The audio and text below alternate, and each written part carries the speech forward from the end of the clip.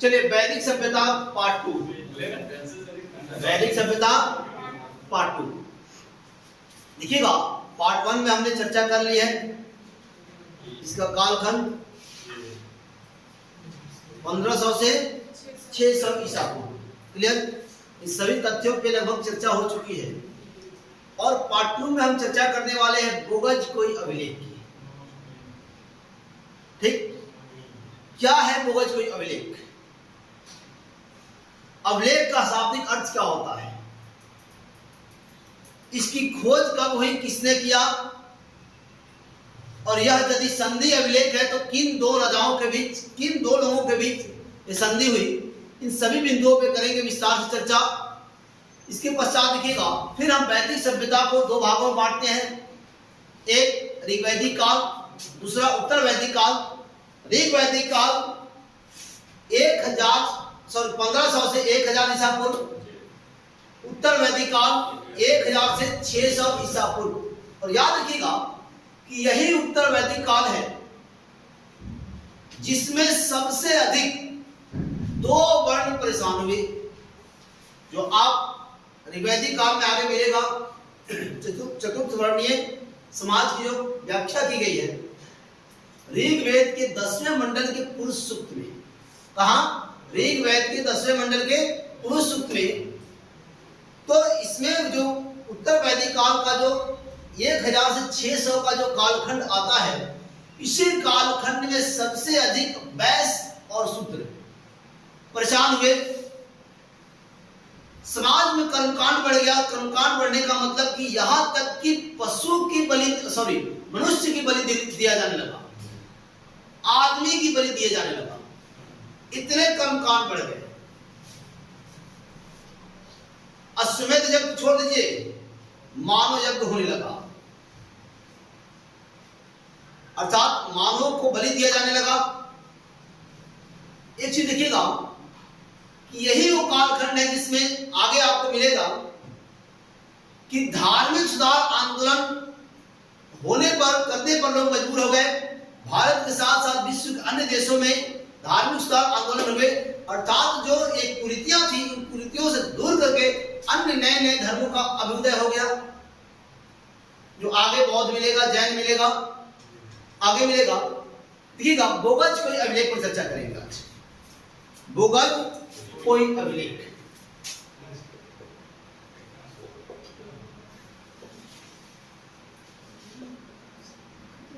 Boghaz कोई अभिलेख।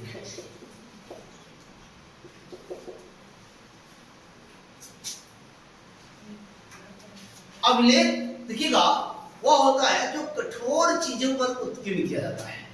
क्या कहता हो? कठोर चीज पर उत्कीर्ण किया जाता है, वह अभिलेख कहलाता है। फिर देखिएगा कि यह जो प्राप्त हुआ, देखिएगा कहां से प्राप्त हुआ जी? प्राप्त एशिया माइनर। कहां से? एशिया माइनर से। और एशिया माइनर ईरान, इराक। कहा? ईरान वाले एरिया से। क्लियर? कब प्राप्त हुआ, अर्थात इसकी खोज कब हुई? ये देखते हैं 1400 ईसा पूर्व का है। 1400 ईसा पूर्व का यह अभिलेख है। किसके द्वारा खोज की गई? इसकी खोज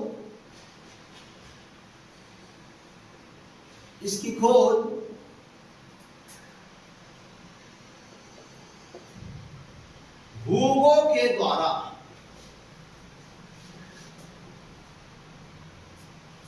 किसके द्वारा जी? हुगो के द्वारा।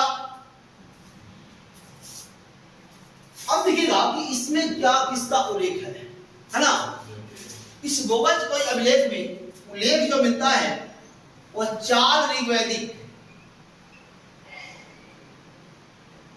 उल्लेख, 4 ऋग्वैदिक आर्य देवताओं का, 4 ऋग्वैदिक आर्य देवताओं का उल्लेख मिलता है। ये 4 ऋग्वैदिक आर्य देवता थे। यह 4 ऋग्वैदिक आर्य देवता कौन कौन? देखिएगा, इंद्र, वरुण, इंद्र,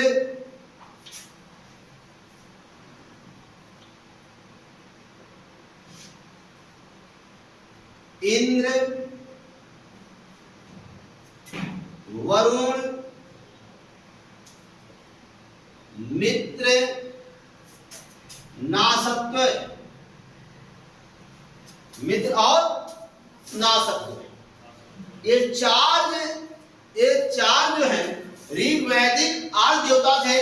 इंद्र थे, वरुण थे, मित्र थे और नासत्व थे। देखिएगा कि बोगज कोई अभिलेख प्राप्त हुआ एशिया माइनर, ईरान और इराक वाले क्षेत्र से। यह 1400 ईसा पूर्व का है। कितने का जी? 1400 ईसा पूर्व का है। इसकी खोज हुगो के द्वारा 1907 में, कब? 1907 में की गई। इसमें उल्लेख किया गया है 4 ऋग्वैदिक आर्य देवताओं का। और 4 जो आर्य देवता थे, इसमें इंद्र कौन? इंद्र, वरुण, मित्र और नासत्व। देखिएगा, यह एक संधि अभिलेख है। क्या है जी? यह एक संधि अभिलेख है। जो संधि किसके बीच हुआ? डायरेक्ट एक नंबर में प्रश्न पूछता है कि यह कैसा अभिलेख है, तो एक संधि अभिलेख है। अर्थात हिताताई के शासक सबलीनुमा, हिताताई के शासक। देखिएगा, यह एक क्या है जी? यह एक संधि अभिलेख है। क्या है?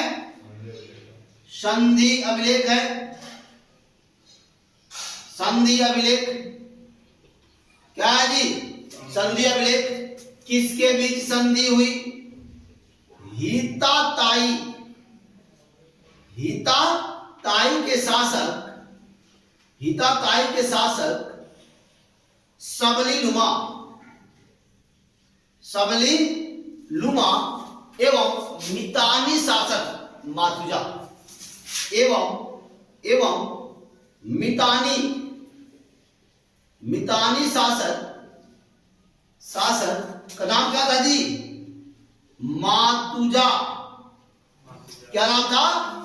मातुजा के बीच यह संधि हुआ था। क्लियर? किसके बीच? हिताताई के शासक सबलीनुमा एवं मितानी शासक मातुजा के बीच यह संधि हुआ था। बोगज कोई अभिलेख संधि। लिखेंगे इसे, बोगज कोई अभिलेख, बोगज कोई अभिलेख,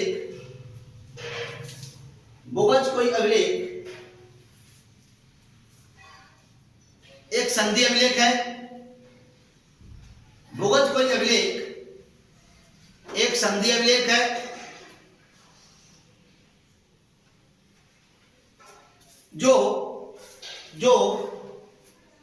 हिताताई, जो हिताताई के शासक सबलीनुमा, जो हिताताई के शासक सबलीनुमा एवं मितानी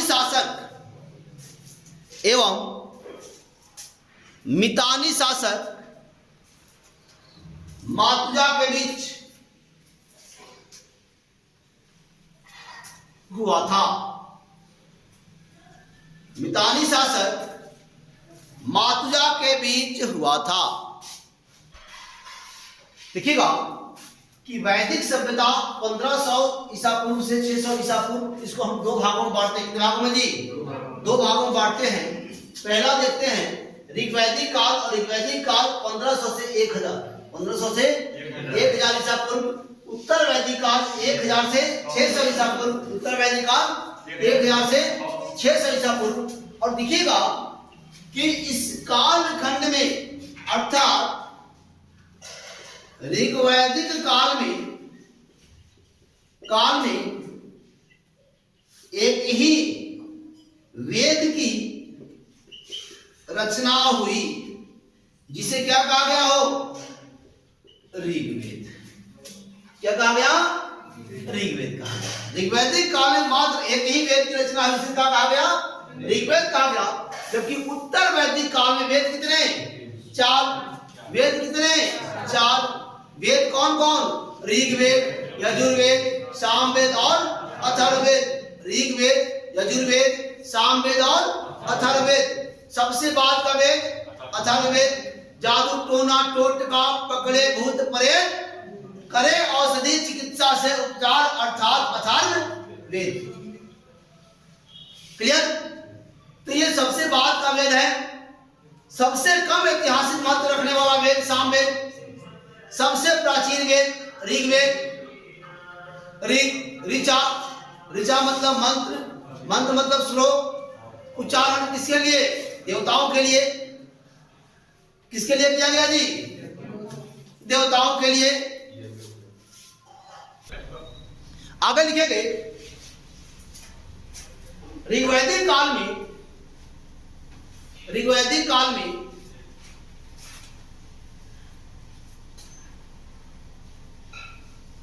मात्र एक ही वेद की रचना हुई।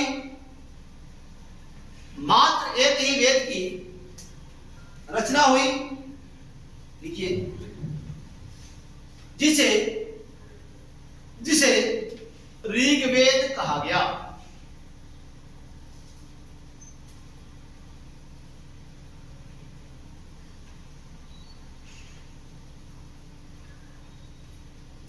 जिसे क्या कहा गया जी? ऋग्वेद कहा गया। और इस काल को क्या कहा गया? ऋग्वैदिक काल कहा गया। और इस काल को ऋग्वैदिक काल कहा गया।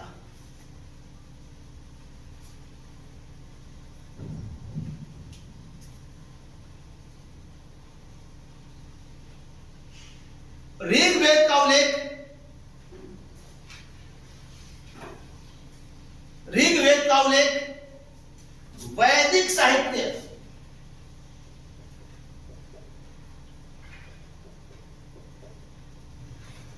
वैदिक साहित्य में मिलता है। कहां मिलता है जी? वैदिक साहित्य में मिलता है।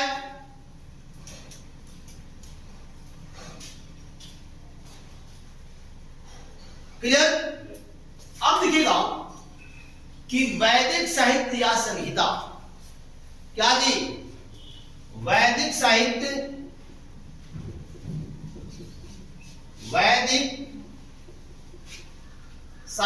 या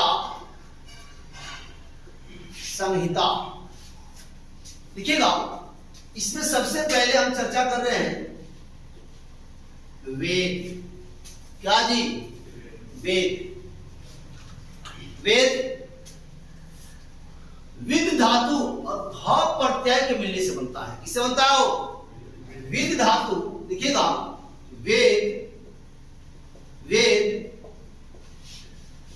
विद धातु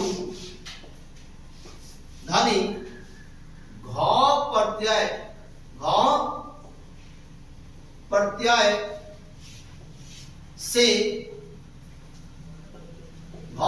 से बना है। अर्थात वेद किससे बना है जी? विद धातु और घाव प्रत्यय से बना है। कोई दिक्कत? वेद कैसे बना? विद धातु प्लस क्या? यानी घाव प्रत्यय से बना है। क्लियर?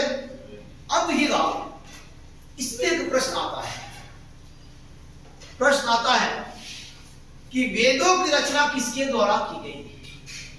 समझिएगा, और बहुत ही बारीकी समझिएगा इसको। यहां जैसे प्रश्न आता है, प्रश्न वेदों की रचना किसके द्वारा की गई या किसने किया? समझिएगा, कि मेरे मन में, आपके मन में हमेशा, मतलब आपके मन में यही उत्तर होता है कि वेद व्यास, आपके मन में यही उत्तर होता है क्या? वेद व्यास। लेकिन वेद व्यास वेदों की रचना नहीं किए, वेदों का संकलन किए थे। मान लेते ये वेद है, क्या है जी? ये वेद है। आपके इस क्लासरूम में, आपके इस वर्ग कक्ष के किसी कोने में, किसी अलमीरे में, किसी जगह पे एक ही पास अनेक प्रकार की पुस्तकें पड़ी है। जैसे मैथमेटिक्स है, मैथमेटिक्स हम लोग मानते हैं जी, मान लेते हैं मैथमेटिक्स है। किसी और पुस्तक को मानते हैं, हिस्ट्री है, ज्योग्राफी है, तर्कशास्त्र है, आपको बायोलॉजी है, केमिस्ट्री है, फिजिक्स है। ठीक उसी प्रकार से सारी पुस्तकें एक साथ सांगो मांगो स्थिति में, मतलब एक ही में सब पड़ी हुई, और आपने उस सभी पुस्तकों को अलग अलग कर दे। क्या करें? अलग अलग कर दे। मैथमेटिक्स वाले मैथमेटिक्स में कर दे, ज्योग्राफी वाले ज्योग्राफी में कर दे, साइंस वाले साइंस में कर दे, आपको हिस्ट्री में कर दे, तर्कशास्त्र अलग कर दे। सबको जब आपने अलग कर दिया, सोचिए, तो यह संकलन कहलाता है। क्या कहलाता है जी? संकलन कहलाता है। अर्थात कृष्णदेवपायन, महर्षि कृष्णदेवपायन वेद व्यास ने वेद की रचना नहीं की, अपितु उन्होंने वेदों का संकलन किया था। और संकलन करने का मतलब कि उन्होंने वेदों को अलग अलग करके एकत्रित कर दिया। बहरहाल वेद की रचना किसने की? वेदों की रचना अपुरुषय के द्वारा, मतलब किसी पुरुष के द्वारा नहीं की गई। यह दैवीय ज्ञान का, यह दैवीय ज्ञान का अंश माना जाता है। याद रखिएगा, वेद की रचना किसी पुरुष विशेष द्वारा नहीं की गई, यह दैवीय ज्ञान का अंश माना जाता है वेद। आपका उत्तर आपके सामने आ गया। महर्षि कृष्णदेवपायन वेद व्यास इसलिए कि उन्होंने वेदों का व्यास किया, वेदों का व्यास किया, इसलिए उनका नाम वेद व्यास। कोई दिक्कत है? बोलिए, यहां तक कोई दिक्कत? इसको लिखेंगे, चलिए इसका उत्तर लिखेंगे। प्रश्न पहले लिखेंगे, वेदों की रचना किसके द्वारा की गई? हो गया। उत्तर में लिखेंगे, वेदों की रचना नहीं की गई, वेदों की रचना नहीं की गई, बल्कि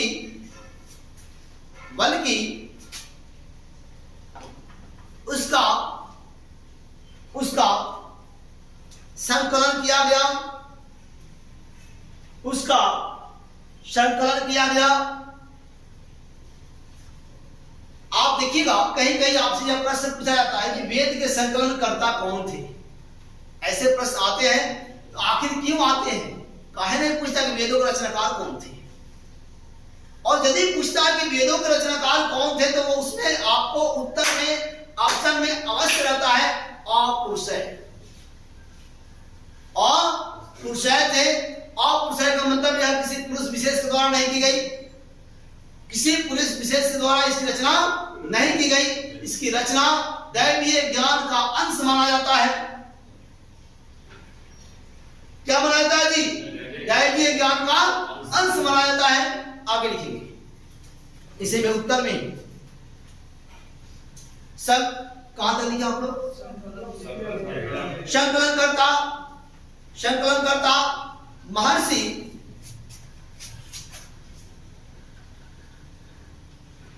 वेदों के संकलन करता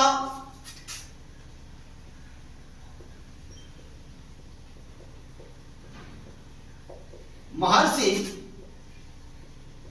कृष्ण देवपायन, महर्षि कृष्ण देवपायन, महर्षि कृष्ण देवपायन वेद व्यास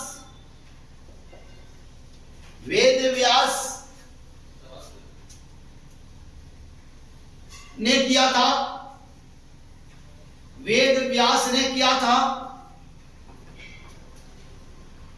वेद व्यास ने किया था।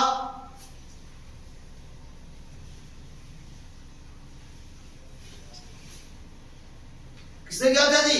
वेद व्यास किया था। क्या तक कोई दिक्कत है? आगे लिखिएगा। इससे वेद क्या जी? वेद, और वेद का शाब्दिक अर्थ होता है, वेद का शाब्दिक अर्थ होता है ज्ञान का भंडार। क्या होता है जी? ज्ञान का भंडार या ज्ञान राशि। लिखिएगा, ज्ञान का भंडार या ज्ञान राशि या ज्ञान राशि। वेद का शाब्दिक अर्थ ज्ञान का भंडार या ज्ञान राशि होता है। वेद का शाब्दिक अर्थ, वेद का शाब्दिक अर्थ ज्ञान का भंडार या ज्ञान राशि होता है, या ज्ञान राशि होता है। ज्ञान राशि होता है। चलिए स्क्रीनशॉट ले लीजिए।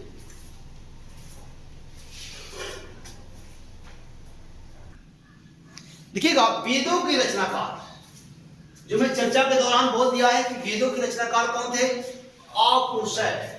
कौन थे? अपुरुष। कौन थे? अपुरुष। वेदों के रचनाकार कौन थे जी? अपुरुष। अपुरुष थे, अर्थात वेद किसी मनुष्य विशेष की रचना नहीं है। वेद दैवीय ज्ञान का अंश माना जाता है। वेद किसी मानव समूह की रचना नहीं है। वेद दैवीय ज्ञान का अंश माना जाता है। लिख लीजिए।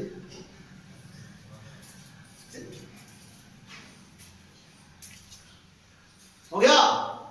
वेदों के रचनाकार अपुरुष है। वेदों के रचनाकार अपुरुष है। कौन था जी? अपुरुष है।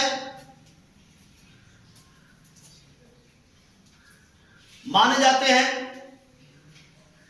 जाते हैं यह किसी पुरुष विशेष की रचना नहीं है। यह किसी पुरुष विशेष की रचना नहीं है। यह दैवीय ज्ञान का, यह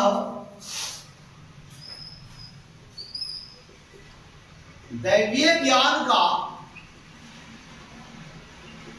अंश माना जाता है।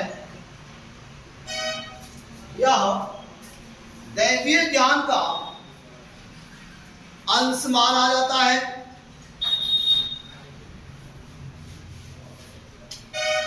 हो गया। और आप जान चुके हैं कि वेदों का संकलन किया गया महर्षि कृष्णदेवपायन वेद व्यास के द्वारा। वेद व्यास इसलिए उनका नाम पड़ा क्योंकि उन्होंने वेदों का व्यास किया। वेदों का क्या किया? व्यास किया, इसलिए वेद व्यास। जबकि उनका वास्तविक नाम कृष्णदेवपायन, महर्षि कृष्णदेवपायन था। चलिए आगे। वेदों की संख्या, वेदों की संख्या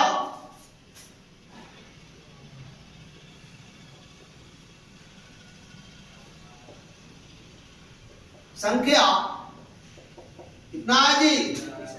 4 है। वेदों की संख्या 4। ऋग्वेद, यजुर्वेद,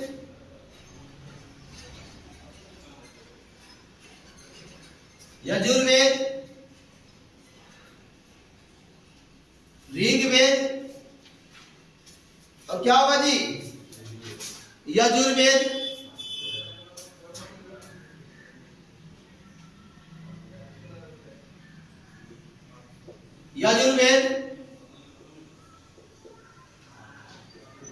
सामवेद,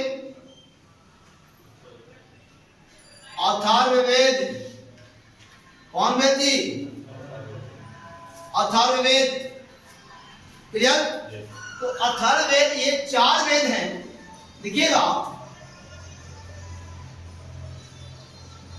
1 2 3 वेद त्रय कहलाते हैं। क्या कहलाते हैं जी?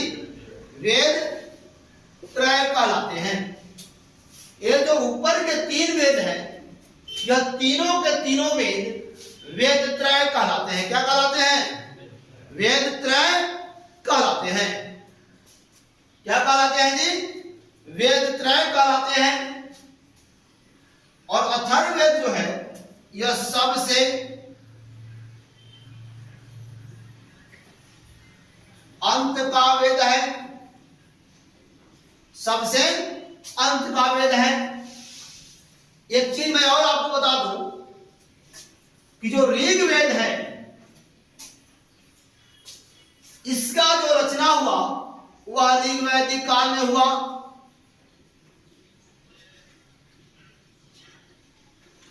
बाकी के जो 3 वेद हैं, जो नीचे 3 वेद हैं, इन तीनों वेदों की रचना अर्थात यजुर्वेद, सामवेद, अथर्ववेद अर्थात यजुर्वेद,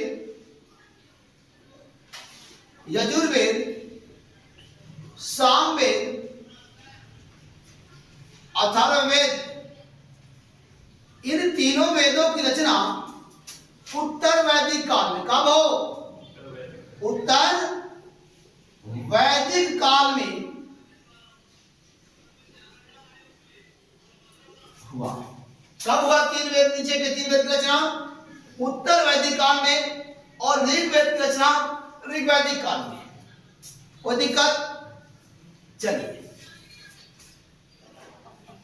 ऋग्वैदिक काल में मात्र एक ही वेद की रचना होती है, और ऋग्वेद की होती है। उत्तर वैदिक काल में 3 वेद की रचना होती है, और नीचे के जो यजुर्वेद, सामवेद, अथर्ववेद है, यह तीनों वेदों की रचना कब? उत्तर वैदिक काल में। फिर एक बार देखिएगा कि ऊपर के जो 3 वेद हैं, ऋग्वेद, यजुर्वेद और सामवेद, यह वेद त्रय कहलाते हैं। और कहलाते हैं जी? वेद त्रय कहलाते हैं। सबसे अंतिम वेद अथर्ववेद। लेकिन जो 3 नंबर नीचे से जो 3 वेद हैं, यजुर्वेद, सामवेद और अथर्ववेद, यह तीनों वेदों की जो रचना हुई यह उत्तर वैदिक काल में हुई। कब हुई? उत्तर वैदिक काल में हुई। कोई दिक्कत? देखिएगा कि वेद, पहला वेद कौन सा वेद है जी? ऋग्वेद कौन सा वेद है? यह पहला वेद है, सबसे प्राचीन वेद है। सबसे प्राचीन वेद है। पुरुष है। वेद की रचना किसने करी? पुरुष है। पुरुष के द्वारा रचित वेद है। संकलनकर्ता की बात आती है तो महर्षि कृष्णदेवराय वेद व्यास का नाम आता है। देखिएगा कि ऋग्वेद में क्या क्या लिखी गई है। यह आदि मानव का सबसे प्राचीनतम ग्रंथ है। क्या है जी? यह आदि मानव का सबसे प्राचीनतम ग्रंथ है। दूसरी बात, यह दैवीय स्तुति है। ऋग्वेद में दैवीय स्तुति, स्तुति के कर देवी देवताओं की, भगवान की मंत्रोच्चारण होगा, प्रार्थनाएं होंगे। तमेव माता च पिता तमेव, तमेव बंधु च सखा तमेव, तमेव विद्या द्रविणं तमेव, तमेव सर्वं मम देव देव। इस बात क्या बताइए है नहीं? उत्तर बताने के लिए उस क्लास में आना। चलिए देखिएगा कि दैवीय स्तुति मतलब प्रार्थना होंगे, श्लोक होंगे, मंत्र उच्चारण होंगे, जो भी होगा वह सारे के सारे देवताओं की होगा। क्लियर? अगली बात कि ऋग्वेद में जो मंडलों की संख्या, ये मंडलों की संख्या कितनी? 10। ऋग्वेद में सूक्तों की संख्या 1028, 1028। इसमें मूल रूप से 1017 सूक्त हैं, और 11 जो है यह बालखिल्य है। क्या है जी? 11 बालखिल्य है। तो बालखिल्य 11 श्लोक की बात करते हैं तो ये प्रमाणिक नहीं है, प्रमाणिक नहीं है। लेकिन 10,562 अधिकतर जगह पर देखने को मिलता है, तो इसलिए हमने भी लिखा था सर 562, कहीं कहीं 80 भी मिल जाता है। फिर देखिएगा कि ऋग्वेद के 10वें मंडल, समझिएगा, ऋग्वेद के 10वें मंडल के पुरुष सूक्त में चतुष्वर्णीय समाज की व्याख्या की गई। क्या की गई? चतुष्वर्णीय समाज का उल्लेख मिलता है। चतुष्वर्णीय समाज का उल्लेख मतलब ब्राह्मण, क्षत्रिय, वैश्य और शूद्र। क्लियर? तो अब ये चीज आता है कि आज जो सफेद उपजाति से थे, जो भारत आए और भारत के कमजोर लोगों पर अत्याचार करके अधिकार कर लिए, उसे दास में परिणत कर दिए। दास दस्यु में बदल गया और वही दस्यु शूद्र में परिवर्तित हो गया। अर्थात शूद्र शब्द का उल्लेख भी ऋग्वेद के 10वें मंडल के पुरुष सूक्त में प्राप्त होता है। और इसी के साथ आज लेते हैं विदा। जय हिंद, जय भारत, भारत माता की